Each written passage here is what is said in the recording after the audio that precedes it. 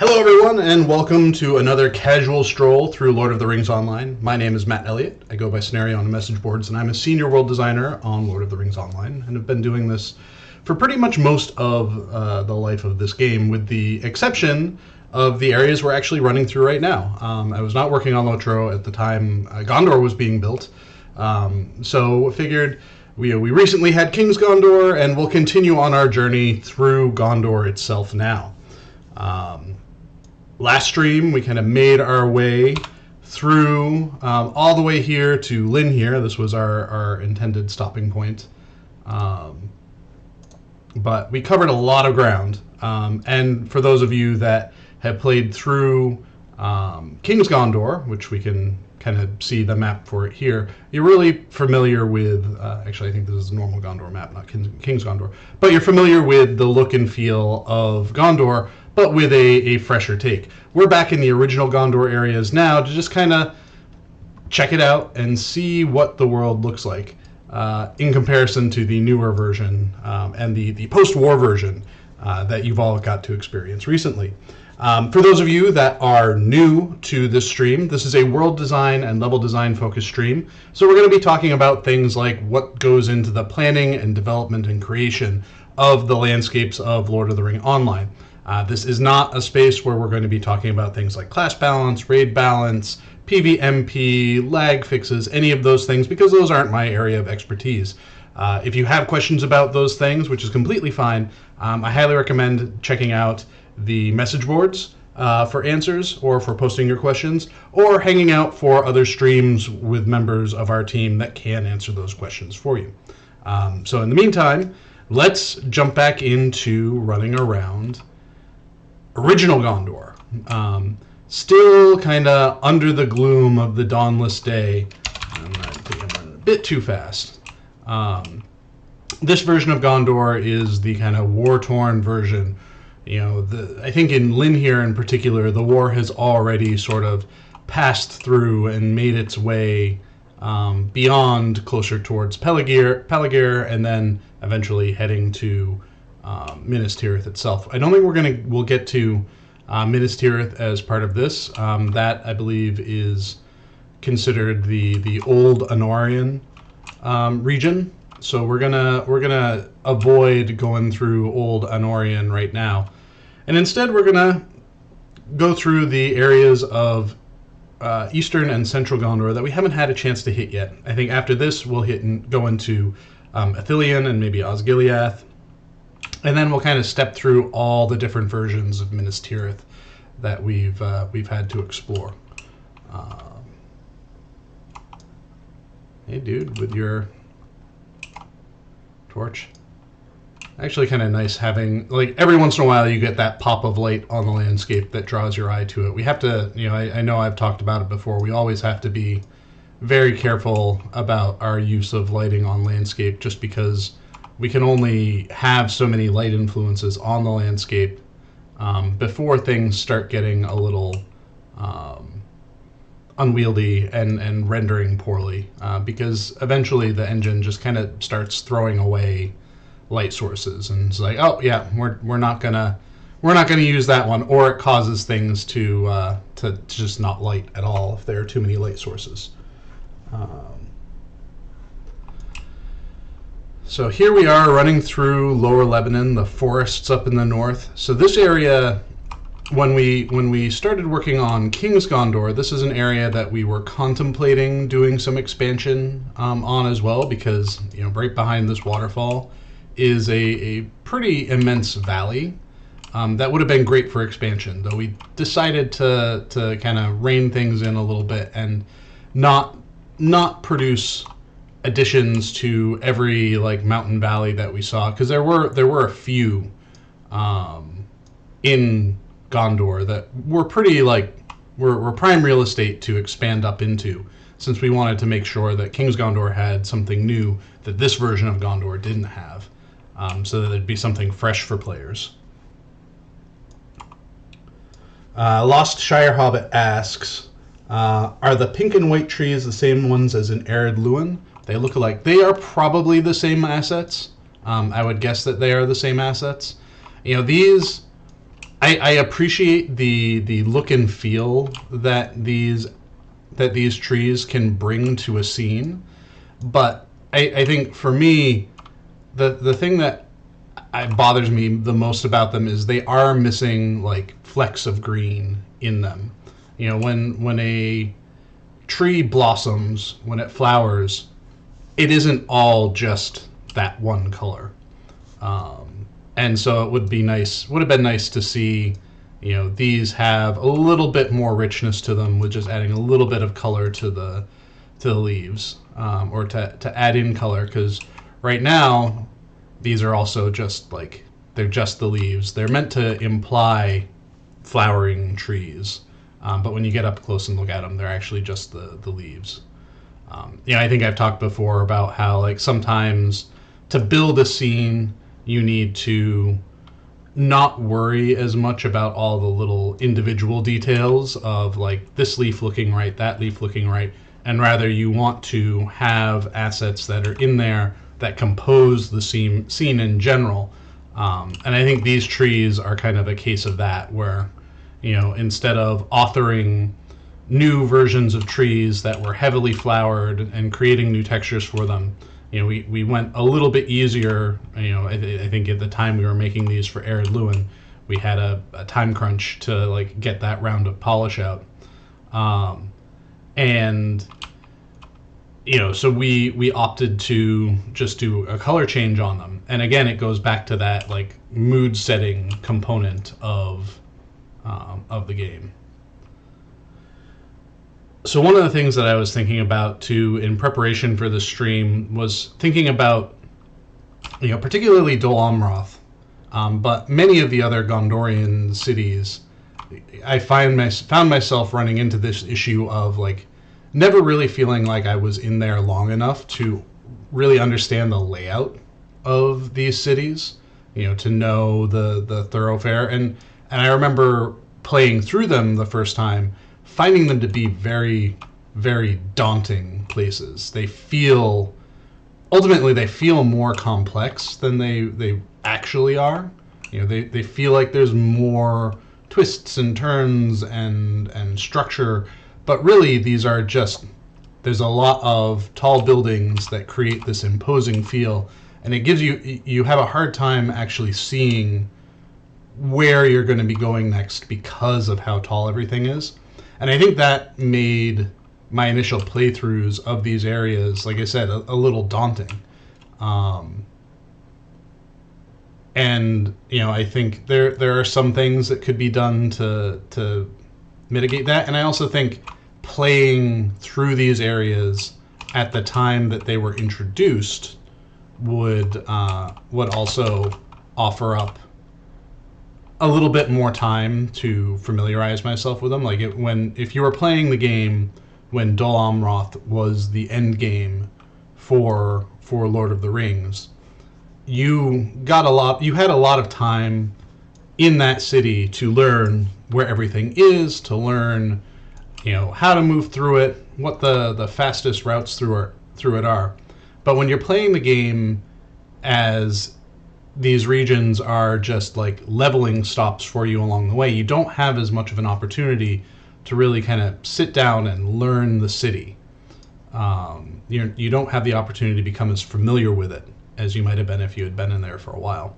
So it was just like in my head thinking about it and thinking about how, you know, the player experience of things like, you know, Breetown or Thorin's Hall like could be initially daunting to a player, and then thinking about like, oh, okay, so as we go forward building new towns, new cities, like how can we build things in a way that helps the players learn the city,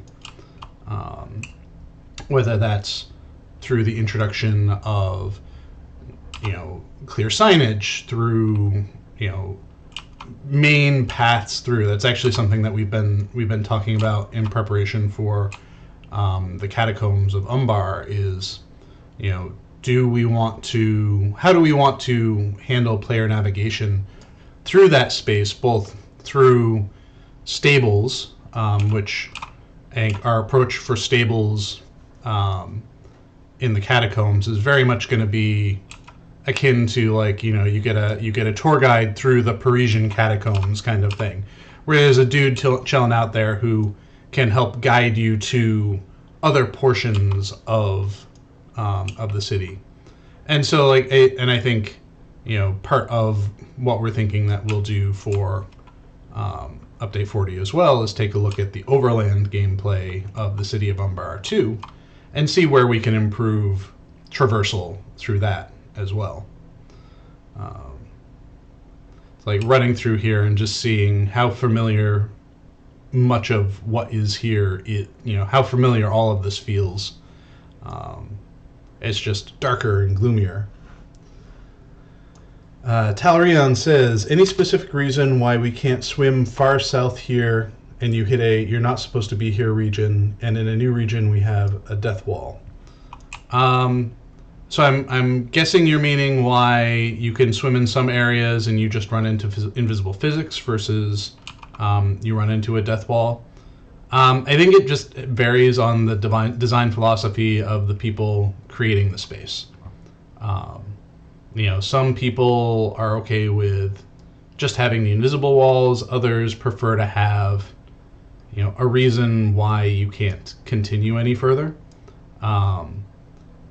And usually our death walls are that solution. That's our you can't continue any further solution. So talking about cities here, one of the things that I really appreciate about this little town is how, while there are some imposing structures, it's a little bit more open. You can see more of where you're going and where you want to head. It's easier to define landmarks, whereas when you're in the bigger Gondorian cities, everything is a landmark. So it's really hard for you to get that kind of visual landmarking in a space, both because of how big it is and because of how imposing the walls are all around you, making it hard for you to see where you need to go. There is, the landmarking is very important in spaces like this, and I think where Umbar Baharbel is a little bit more successful than something like Minas Tirith or Pelargir is the city itself is not skyscraper high walls all around everything. Sure, there are the city walls surrounding it, but a lot of the buildings are kind of a little bit lower, and I think that gives us a little bit more opportunity to have things like these towers here peek out a little bit higher so you can kind of set the direction that you want to head.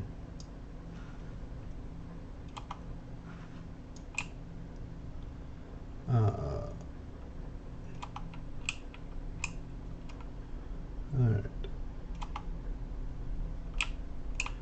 So to follow up on Talarian's question about the water impassables, I think it was by and large just a case of this is how the particular designer implemented it versus other areas. And, for me, anyways, I prefer not to leave gray areas of like where a player could be or where a player shouldn't be. And I tend to lean more heavily on things like death walls and impassables where I feel it's appropriate. Much to the chagrin of many people, I'm sure. And as far as whether or not there might be an extension further south from there, the way we've set up our regioning for the Haradwaith region, if there is any expansion to happen toward further south along the coast from Ithilien, it's more likely to happen in the Haradwaith region than in the Gondor region. Mostly just because it gives us a bit more room and a bit more flexibility to work. Whereas, this region in particular, I think this is region 3, Region 3 and Region 4 are very heavily pockmarked with landscape copies of different places. You know, we have a bajillion copies of Helm's Deep, we have a bajillion copies of Minas Tirith and the Pelennor Fields, and that makes building out in these regions a bit trickier than they ought to be. I think Region 4 is a little bit better for us on that front, at least as long as we are staying south on the southern end of things. But Region 3, I think we're not likely to do much more big expansions in this region just because of spatial constraints, and in terms of like helping the narrative, you know, the region to region narrative flow feel good. You know, I feel like if we did an expansion south, and if we were to do it in another region other than Hardwaith, we'd probably do it in the post-Pelennor region, Mordor Region 4, because that's more likely to be in line with the level breaks that we want to aim for. Not to say that there wouldn't be lower level versions of things that could go in, but I think, you know, those sorts of things we want to be careful about how and where things grow, so that we're not just making poor decisions with how we place landscape now. Because I think we've made enough poor decisions about where we position things in the past. All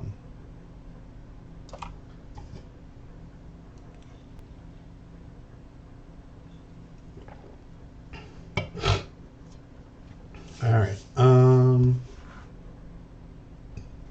See if there are any other questions before I keep on wandering. Oh, that reminds me. Could you tell me why it is dangerous for characters to get out of bounds? You might have answered it, but I do not recall. I remember you should not go off limits because your characters might become stuck.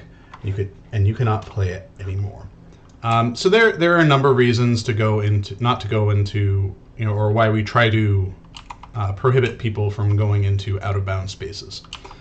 Some of it's just not developed landscape. You know, it's, you know, as artists and designers, we don't really want people in places that we haven't built yet, whether it's completely unbuilt or in progress spaces.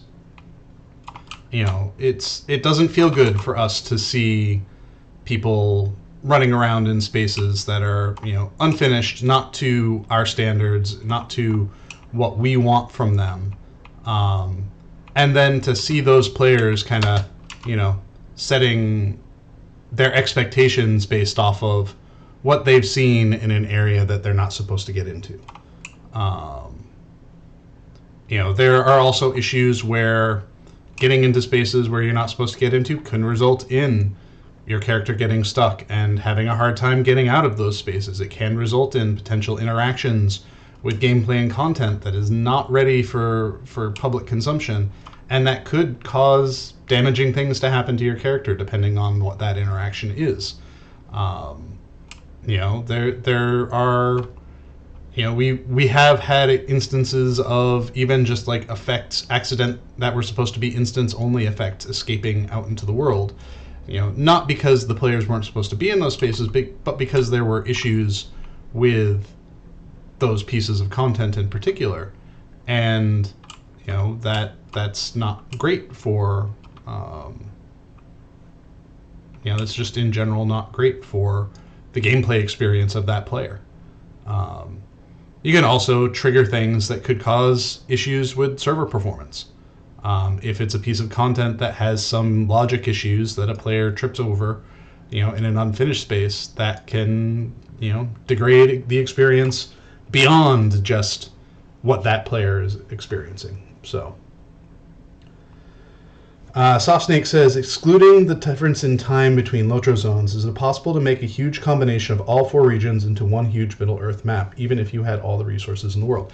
Well, not with how we have built things. We could not make a map. Right now, make a map that big without cut points, without places that players would need to have to teleport. We try our best to line things up, but ultimately, we need to have boundaries in the size of our landscape meshes in order to just help better manage data. So we have Eriador as Region 1, we have Rovanian as Region 2, we have Gondor for Region 3, Post-Pelennor for Region 4, and the new Haradwaith for Region 5, and then there's the Tales of Yore regions. And these all serve a purpose to kind of help manage load, manage movement for the space. I also think, the engine was built at a time where there was never the assumption that the game would get as physically big, landscape-wise, as it did. I was watching, I was watching a video on YouTube where it was, three friends that were going through and playing Lord of the Rings for the first time. They just kind of installed it on a whim, and they were just going to go play through it. And one of the things that they were constantly talking about, being really surprised about, is the open world nature. And while we within the regions we try to make things as open world as we can be, we do still have the limitations of a certain size for our height map.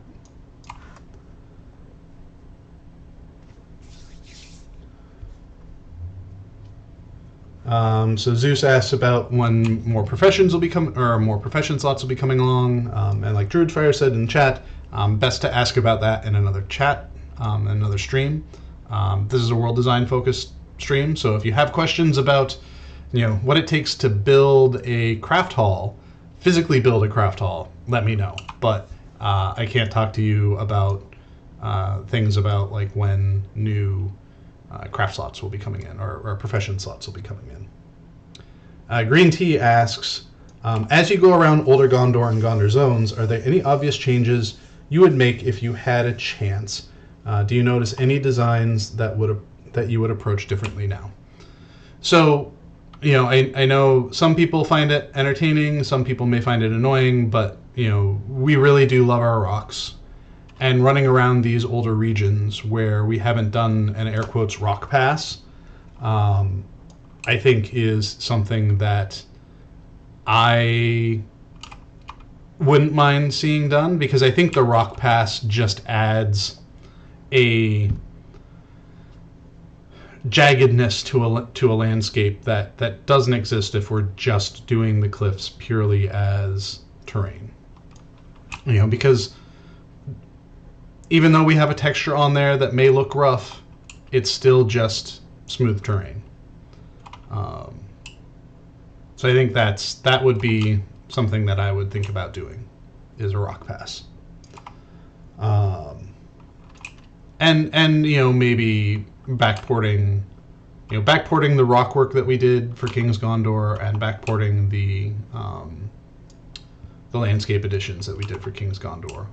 But that is a pie in the sky, who has the time for that right now kind of thing. We're all super busy with everything that we're doing, and so it's hard to find time for those sorts of things. And there's always the question of what is the value add for going through and doing that sort of work. If we're anticipating swaths and swaths of new content being added to something like the original Gondor zones. Oh, I'm back. There we go. Back to me. The going in loops and not remembering where all the paths through are. Thing that I was talking about earlier. If we were anticipating, excuse me, major content revisions to Gondor, or the inclusion and addition of new content to original Gondor, then it might make sense to go back and do that work. But the value add is often not always there when we could be working on newer things.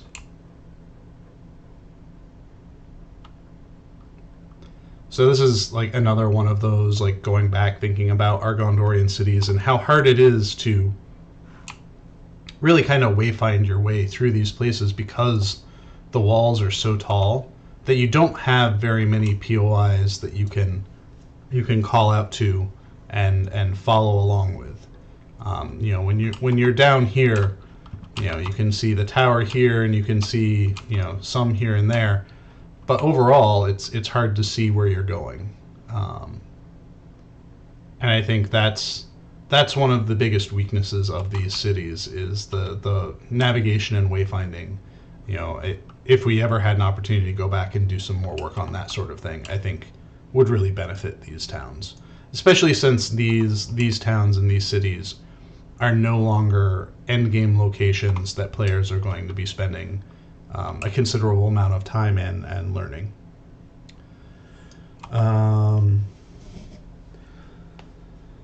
I'll take a quick pause. Let me find a cool view, if I can find a cool view, and then I'll take a quick pause to answer a couple of questions that have shown up in the chat. This seems like a nice view with the dark sky and everything. Oh, there we go. That looks cooler. So Herok asks about the Cape of Umbar north side. Will it ever be in game? How the north and middle are inaccessible?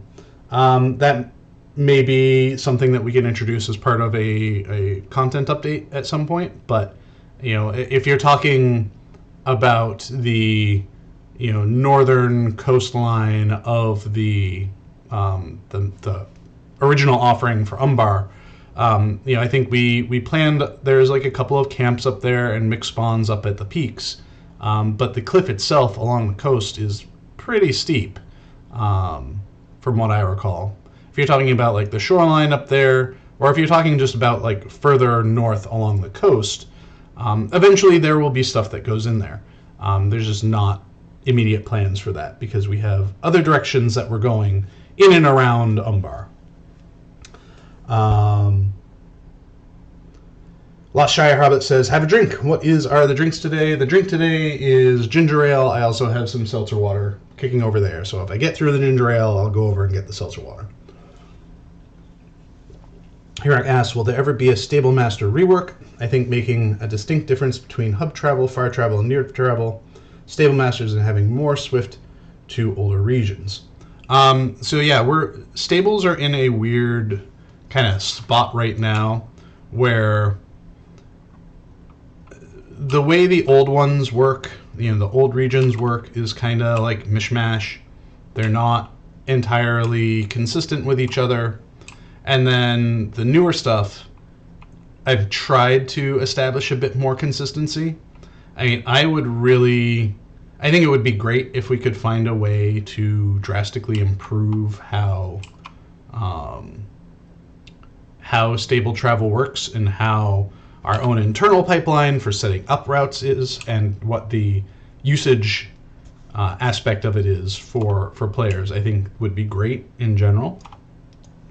You know, I would love to be able to, you know, do things like combine the Stable Master collection panel with normal stable travel, because it feels like redundant UIs that could be combined to make something that's just generally more useful. But it's not something that is immediately on our radar right now. I was running around there in Pelargir, noticing the day file shift. It's like, oh, we're crossing over into new portions, new day files. I think this is meant to represent the battle that's being fought over there. Because what time of day is it? Yeah, it's the afternoon. So this is, I'm pretty sure, the red haze in the distance is meant to be a representation of the Battle of Pelennor Fields as we work our way towards there.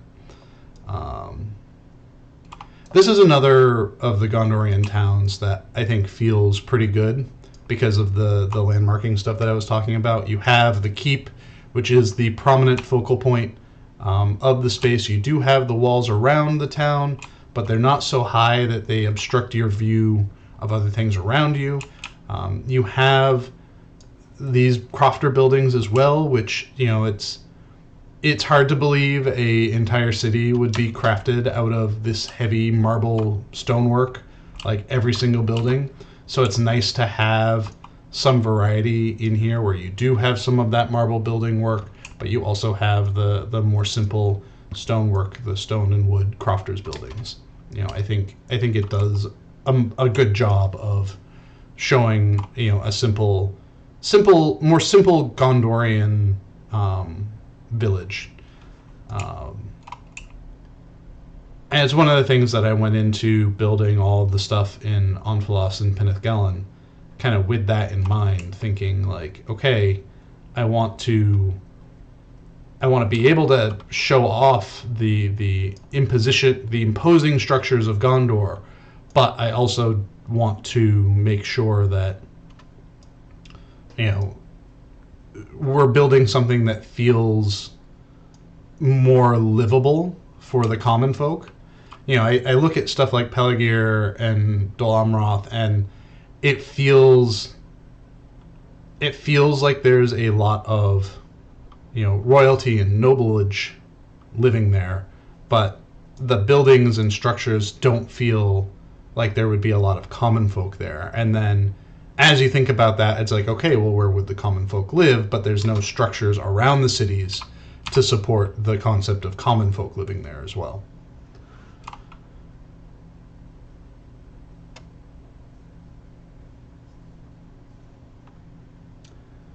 Shouldn't Pelargir be as huge as Umbar, since both cities are considered twins? I think Pelargir was built at the right size for what it needed to be at the time that we needed to build it. And I think that Umbar is kind of the right size for what it needs to be for us as well. I think Umbar Baharbel is certainly, it is a large city, but it is a large city that we will get much use out of over the next several updates, and it is intended to be kind of the next major social center that we can use as the foundation for our storytelling. Because we had Dol Amroth, and then we had Pelargir, we have Minas Tirith, and those are all places where the story takes the players there, and then the players kind of live there, air quotes, for a while. And I think that's our intention with Umbar Baharbel as well. It's also it's a different kind of city experience too. So whereas I made a post on the message boards about this where someone was talking about why I think it was like, why is Umbar not as grand or something like that? And I think they serve very different purposes, both for us narratively and for our goals and objectives with building these regions.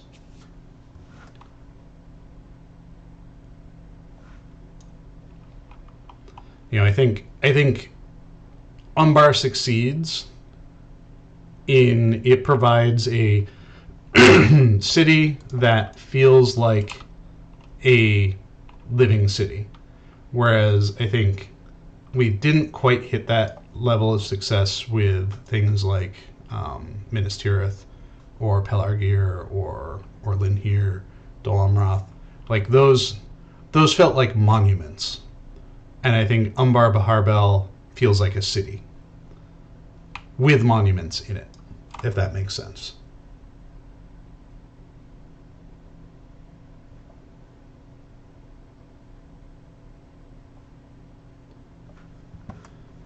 Let's see.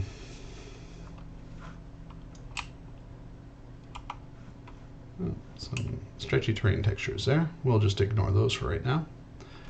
This is another town that I always, whenever I've run in here, Tumladen has always been confusing to me. Tumladen and the other one that we'll hopefully have time to pop into. I'll go over a little bit since we had a delay to start, but where it's just sprawly, without much sense of guidance through it.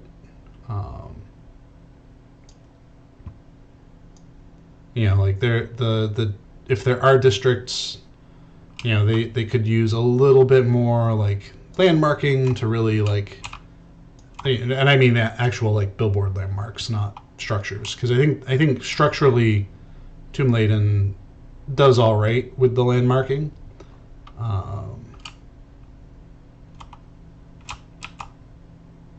Building out this valley here in King's Gondor was a lot of fun.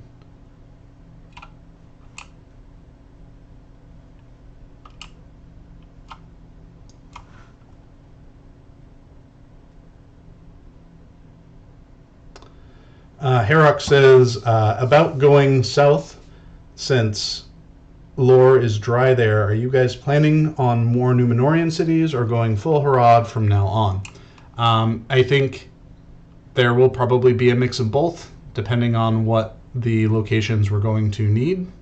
I think Umbar was a great opportunity for us to explore cultures that we haven't explored much of beyond kind of treating them as like mustache twirling evil. So I think seeing Umbar as a sympathetic peoples, that the people living there are not all villains, and the ones that were villains might have been more villainy due to their living situation more so than anything.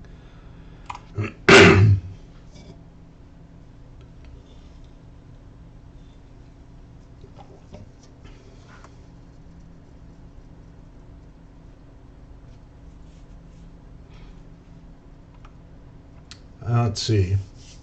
Last Shire Helmet says, I have to admit, despite the Dawnless Day skybox, the sunsets can still be really impressive. I think that's something we've been very successful at, is making some very striking vistas. Again, it's like the broad strokes of painting the picture that gives you the sense of the world.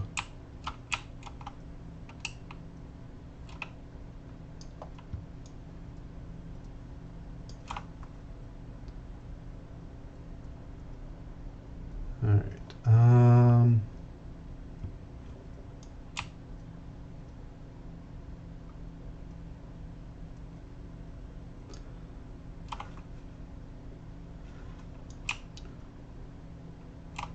Will we get ports between the Gondor cities? I'm not quite sure if they are already there. I missed them. So you could get from Dol Amroth to new and old versions, just like we can switch timelines in North. So right now there is a boat network in King's Gondor that connects the Harland, Pelargir, Dol Amroth, and Lon Kirion. So that network, that boat network, can take you through all those. They're not currently switch points between the current, or the King's Gondor version and the original versions of any of those. It's not something that was a high priority for us to implement. It's something that we could consider implementing in the future, but it's not something that is, immediately on our plates.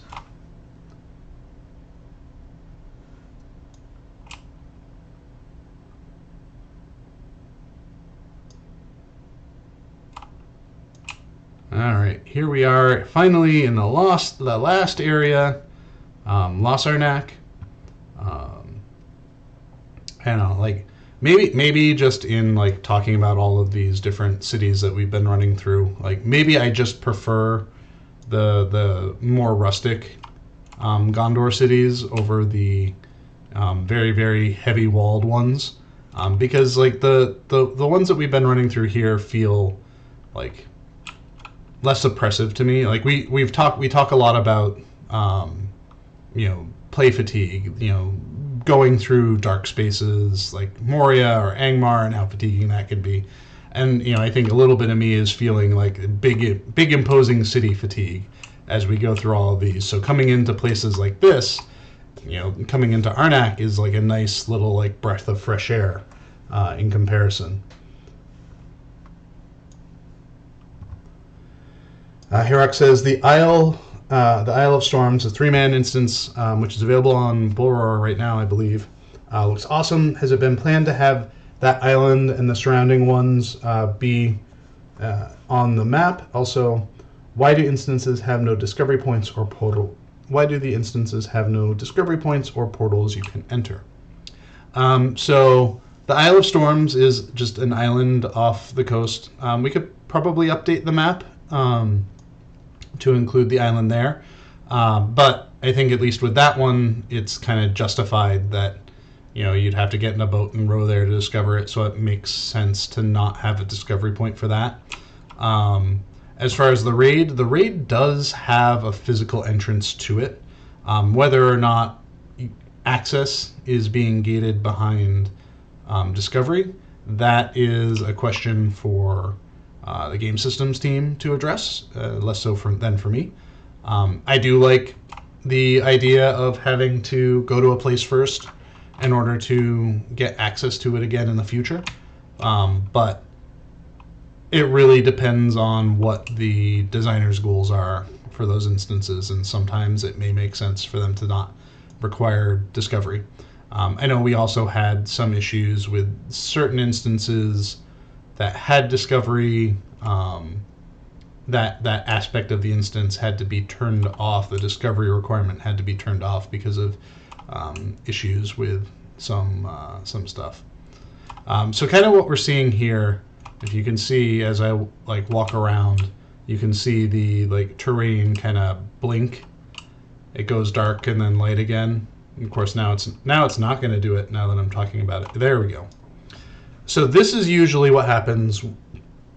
Excuse me. This is usually what happens when there are too many lights influencing the landscape. It gets cranky. It starts deciding, well, you put so many lights on me, I'm just going to turn them all off.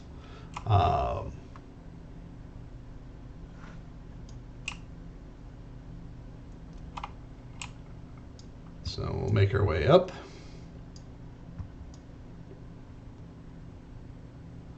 Yeah, it's like maybe part of this too is, I've been playing other games that have done cities very effectively, and some where it's like between the landmarking and just the general layout of the cities, while you may not be able to go in a straight line everywhere that you want to go, you can kind of navigate in a mostly straight line. And I think in these instances, it's really hard to have that kind of navigation, which makes it even harder to kind of know where you need to go. Even if we built the city as a big loop, it's still a little tricky to sort out where you need to go at all times.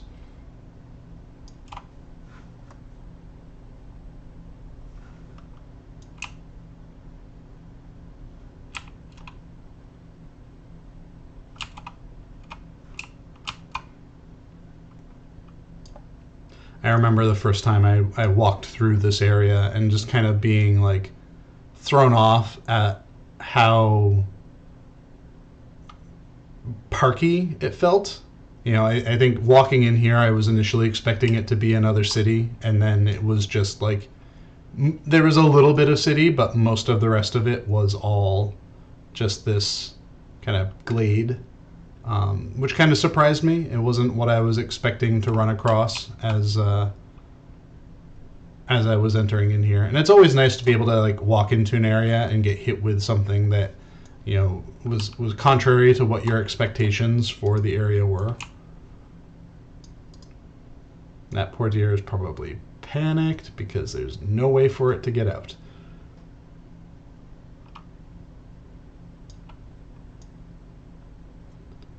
Alright, let's see if I can get us through the rest of Gondor up to the Harland before time is up. And the Harland is a good stopping point, because what we'll do is we'll pick up in Ithilien once we get to the Harland. The Harland will be kind of our stopping point, with the understanding that at least as far as the content flow for this region goes, you kind of go up through the Harland and then back down to Pelargir, and then someone in Pelargir tells you to go hop on a boat and cross the river, which takes you to Ithilien. So that will be our kind of flow for this. I think for most of the remainder of the streams, I'm gonna try to go in play order of the regions, and eventually we're gonna run out of regions.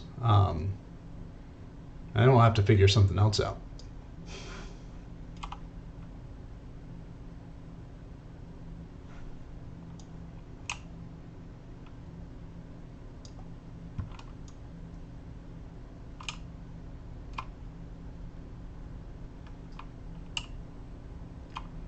And we see some more ruins in the future. This was all. It was interesting as we were working on King's Gondor.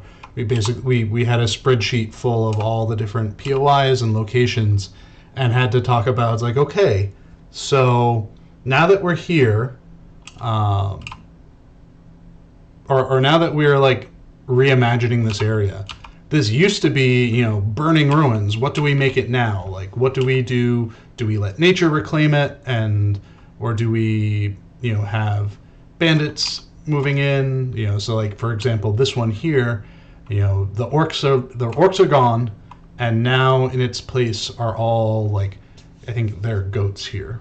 It's like a goat camp because it's like the bushes have grown in and flowers have come in, and so it was interesting kind of having that back and forth, because I think there was some, like, the easy thing would have been to kind of keep things most of the same, but we did want to try to show a change in time and a change in the world.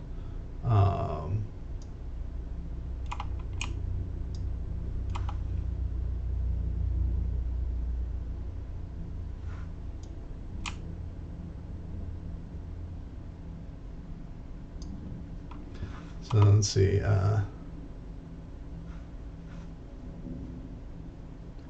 also need to fit in Dead Marsh's casual stroll. That would not be a very long casual stroll. It's like, up and reeds, and up more reeds, and now I've run into more reeds, and here's some water, and more reeds. Let's see. I don't know if this is possible, but I'd be interested in seeing the various assets already in game, but in the builder, to see how you adjust stuff after the big render is done. If that would reveal too much stuff. One of the things that I've talked with Cordovan about is a development stream. I know the one that Bob Hess did for DDO was very popular, but I think it's a lot harder to do that sort of stream when it comes to building landscape, especially because, like, I think our own working, like, everyone's working methods vary and are different, and I don't know how thrilling it would be to see me just like fiddle with points on landscape for an hour, if that makes sense. Not to say that we couldn't come up with a format for that sort of thing and really show how how something like this comes together, but I think if we were to do that, it would need to be a very, like, specific and tactical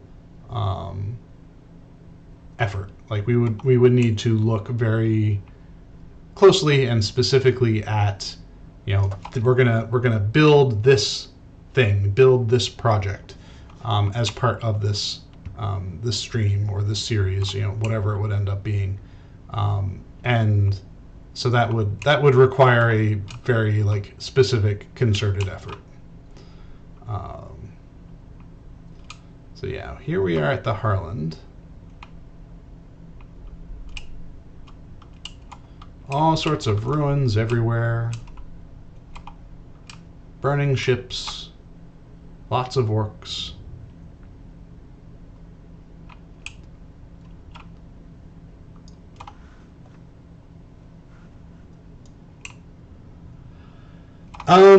So Soft Snake GR, I would have to take a look at the actual physical landscape and kind of do my research on those spaces to see what makes sense, if it makes sense to try to do them all at once. So I fibbed a little bit. We'll go out into Pelennor just a little bit, at least as far as it will let me, because I don't think it'll let me go all the way to Minas Tirith.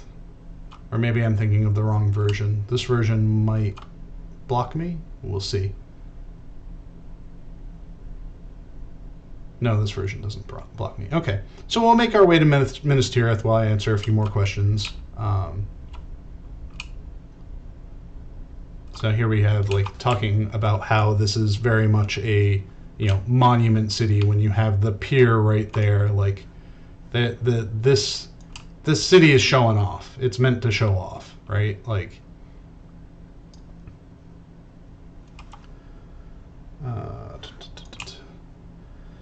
So Lotrotes asks, what about instance PvP/arenas? That's something that is not really something I can answer a question on. I know Orion has expressed an interest in doing something like that, but it's a matter of time, technology, and availability to really do the investigations.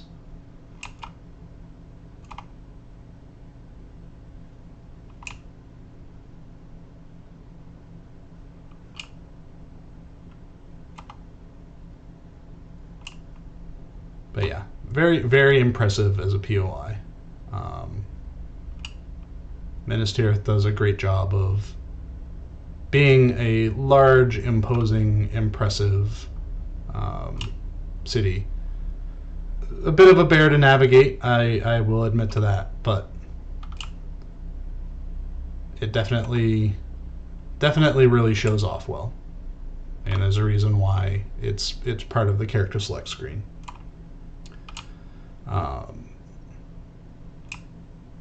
So yeah, how about I get to the front gate and then I'll see what there are for remaining questions, and then we'll wrap things up. Like I said, the next stream I'll focus on Ithilien, and we'll kind of work our way around through Ithilien, and then through Osgiliath, and then we'll be here. Probably the stream after that will be focused on the many versions of Minas Tirith, so we can take a look at the different versions of Minas Tirith through the Battles of Pelennor Fields, as well as the Battles of Pelennor Fields, as well as Midsummer, and just kind of compare and contrast all the differences there. So yeah, here we are at the gates of Minas Tirith, and we look out to the west, or to the east, and there's poor Osgiliath there in the distance.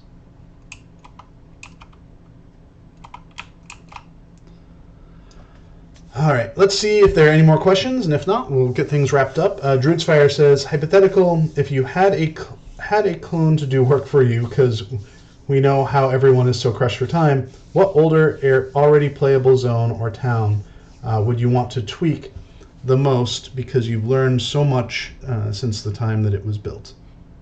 I would say Thorin's Hall and Calendim, and probably Dweland as well. I think those three areas are very, they feel very just kind of slammed together. Like we had these assets, they're kind of weird shapes. What do we do with them? How do we build with them? And I think we've had a lot more experience over the years, and that I think we could do more interesting things with both of those areas now compared to what we built at the start.